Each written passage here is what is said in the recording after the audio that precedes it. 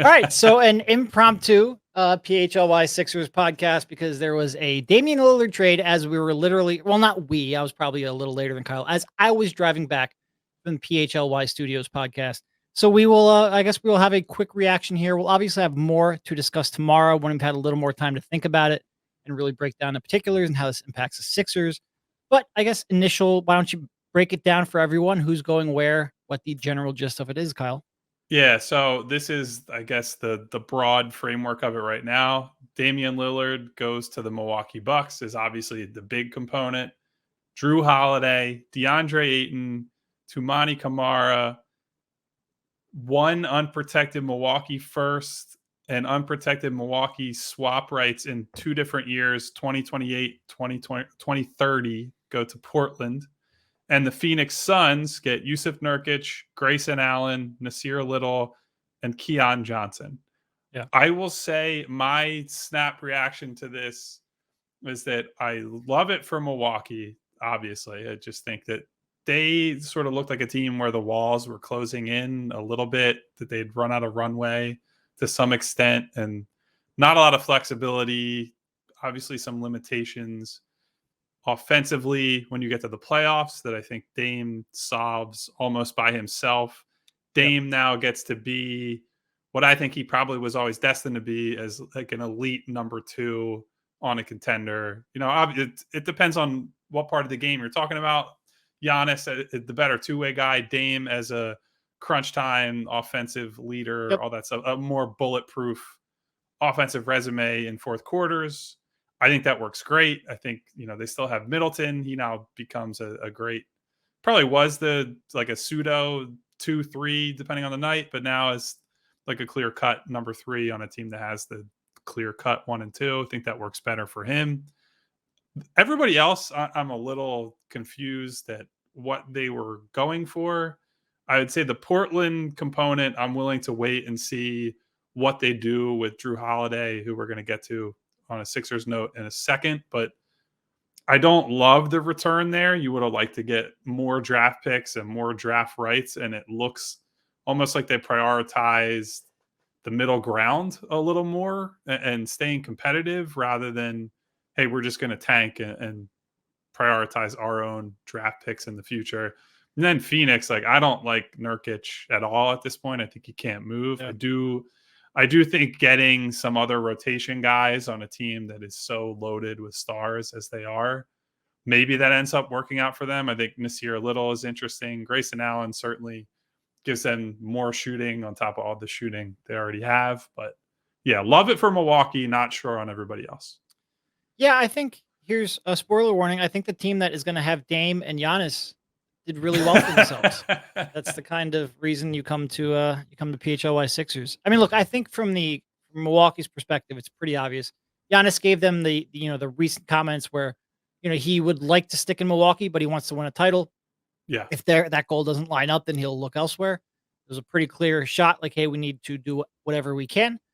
And I feel like for the past couple of years, and yeah, they had that title run, but other than that, we've been saying, oh, Jrue's great, but they're probably relying on him offensively a little bit too much. Well, when you can drop in a person who you can rely on like that offensively with the defense they've built around them, that's a real good fit.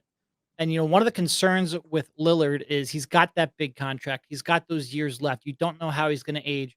That was a very similar concern with Jrue. Jrue is 33. He's got 2 years left on his contract. Next year's a player option. He's probably going to decline that. Even if he's not going to get more money for next year, he wants that long-term deal in place. So you expect him to decline that player option. That next contract Jrue gets is going to be very concerning. It's not going to be one that you're completely comfortable with. But the Bucks were in a hard spot because they had to keep him around if they wanted to keep Giannis around. Well, if you're going to commit to an aging guard anyway, Lillard is better at this stage of his career.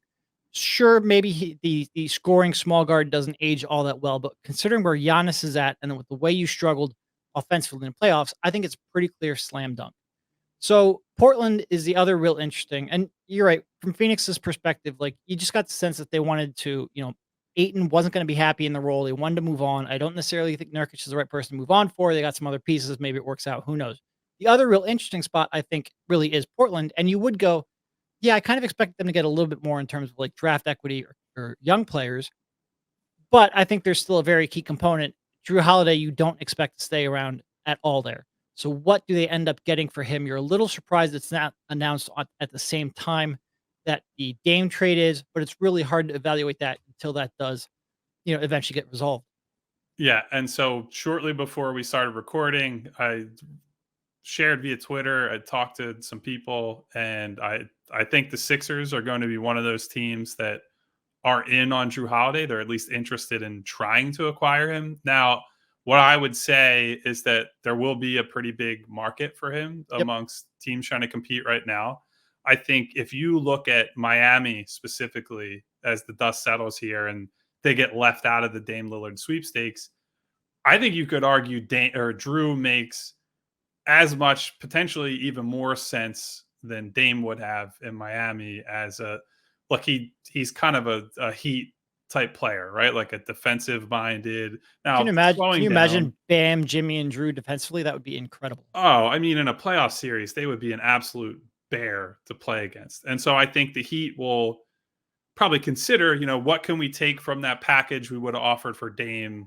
What are we comfortable sending to Portland now to get Jrue Holiday instead? And so the Sixers, who I think are interested, are going to have to compete with offers like that. Certainly offers from, maybe the Lakers or a team like that gets in the mix there. You make some sense there.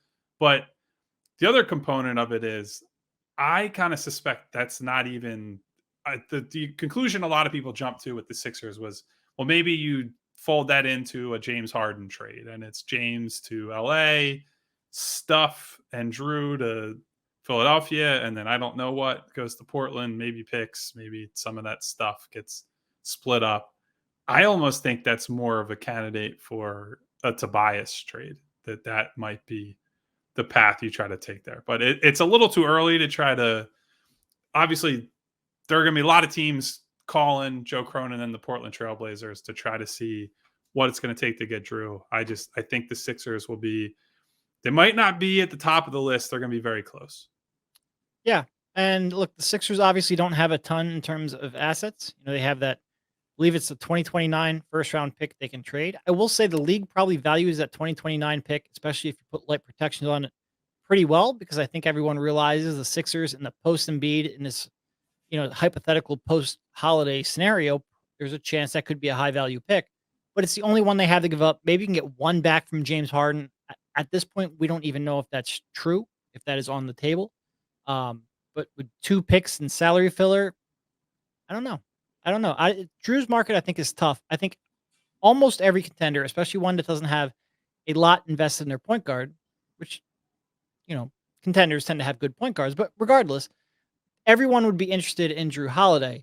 I think there is a little bit of concern with that next contract, with what he will be making in a year or two at his age, at what you expect to be the start of his decline. I think there's some concern there for sure, but I think the market will be pretty robust. Well, and so if you're thinking about it from the Sixers perspective, I think you could say, look, if becoming a title contender rests in many ways on Tyrese Maxey making a leap and becoming a better playmaker and doing all the things we've talked about extensively on the podcast. I think that in theory, Drew is a perfect sort of complement to him if Tyrese can make that leap. He can take the defensive assignments that Tyrese is not really capable of. He's a very versatile guard in a lot of ways. You can run some offense through him. You can play him off the ball. He's big. He's long. I know he's slowing down athletically, obviously, but I do think there's a set of skills there that should be able to hold up okay as he goes into his mid and late 30s. It's not an ideal scenario. And you are not, if you were to flip Harden and it becomes part of that sort of deal, he is certainly not making up the playmaking that you're No. losing with James. He's more of a, you can get away with some of it during a game, but he is not an end of game, run the offense through this guy type of player. Has not been really most of his career, I wouldn't say. It's more that you're getting a two-way guy, and maybe you're just trying to assemble a team that has as many of those types of players around Joel Embiid. It would be a big bet on Joel finally taking that step as a playoff end game scorer, and certainly a big bet on Maxey making that leap.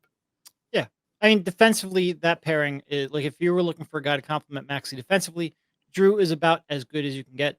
6'3", but plays bigger than that. Strong, long wingspan. Really, really good as an all around defender. Terrific, really, as an all around defender. Um, Offensively, there certainly would not be perfect. You get a good shooter, like he's made, especially over the last couple of years. He's made a lot of, he's not maybe quite the volume you would want. I think he's right around 5 to 6 per game, but he shoots at a high percentage. He can shoot off the dribble, off the catch. He can play on ball, off ball. Certainly, you don't have quite the high level playmaker you would ideally have. You don't necessarily solve all of those concerns, but when you're looking at sort of the sandwich the Sixers have been given with the James Harden situation, this would be a pretty good out in that regard. And this is a guy who, without this trade, if Jrue Holiday isn't traded off of the Bucks, he does not become available. So I think there's one way because Milwaukee needed to keep him around long term. They needed to keep Giannis happy. The only reason he's available is he was upgraded essentially with Dame Lillard. So if you're going to have, if the Dame trade was going to leave one of two players, Tyler Hero or Jrue Holiday, available, this is probably a pretty good outcome for the Sixers. Now, that being said, Milwaukee's going to be fucking amazing. So this isn't necessarily good news for the Sixers in that regard. No. I think Milwaukee with Dame is going to be better than Miami with Dame would have been. That's a real tough out. Add that to a really tough out in the Boston Celtics. The Sixers have some ground to cover. But Jrue becoming available, if the Sixers have a chance to get him, and again, I think the market's going to be pretty robust for him. But if they have a chance to get him, that's a pretty good, at least tertiary benefit for the Sixers. So I would also say, and we touched on Miami some, I am laughing at all their media members and certainly their fans who thought this was a foregone conclusion that Dame Lillard would end up in Miami. I think that part is pretty hysterical. I do think what if Pat Riley now looks at this situation in front of him and says, okay, Dame's out. What about James Harden? And I know or how long do we wait for Joel Embiid?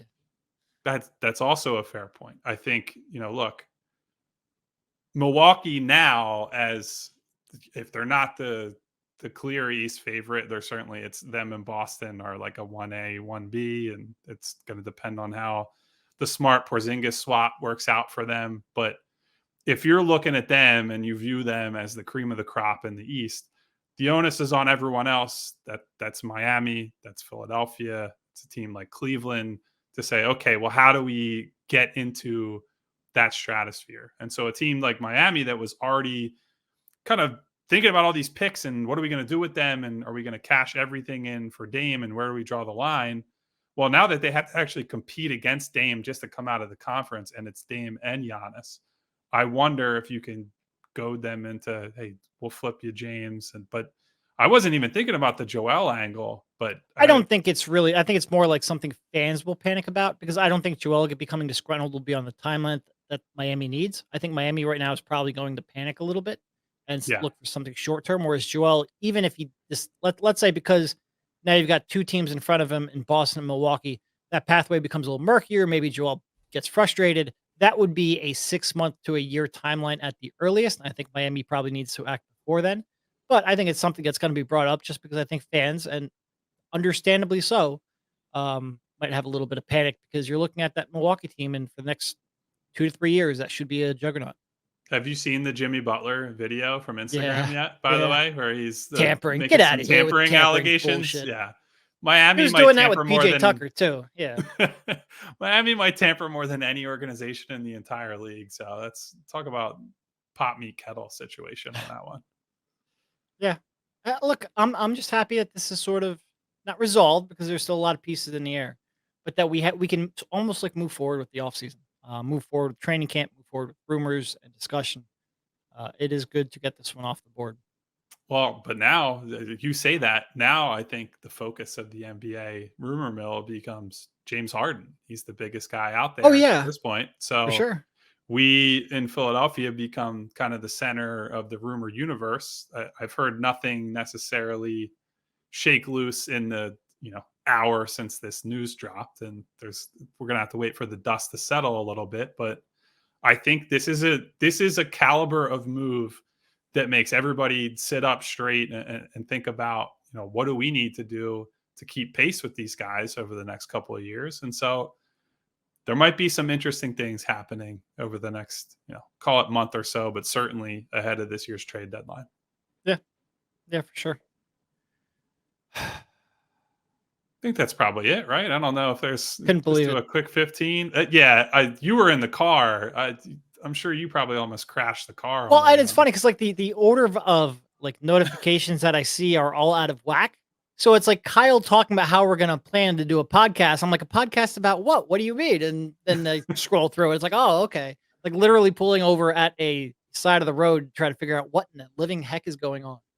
Yeah, it's no big deal. Just a potentially history shifting trade happened while you're on the way home from us talking about Daryl Morey. Just happens all the time.